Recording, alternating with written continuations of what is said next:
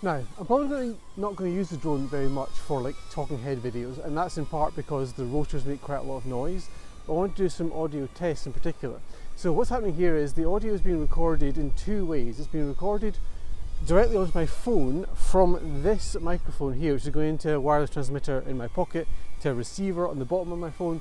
And I'm also recording the same audio but through the DJI app, because that's applying some processing to it. And what I expect to find when I listen to this back in post, but you're already hearing, is that when we hear the audio that's from the microphone direct, we can hear the drone droning, we can hear the noise of the rotors, but that if we switch to the audio that is being recorded by the app, it is in some ways cleaner because we're not here, it's taking out the sound of the drone's rotors, but we're hearing much more, it's much muddier than the audio from the thing. But it's pretty fun, and from here I can like tell it to swap round so that it's going to fly over there and then quickly go behind me before it hits a tree. Oh man, nearly hit a tree, but didn't. Yeah, a lot of fun. So it's come closer to me, etc.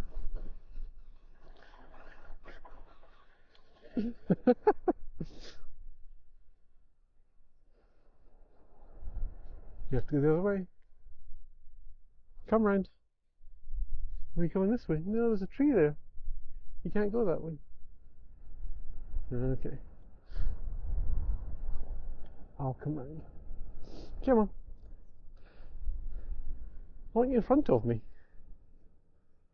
There we go. There you come. Oh, such a good boy. You're such a good boy. Okay, go away, you're too close.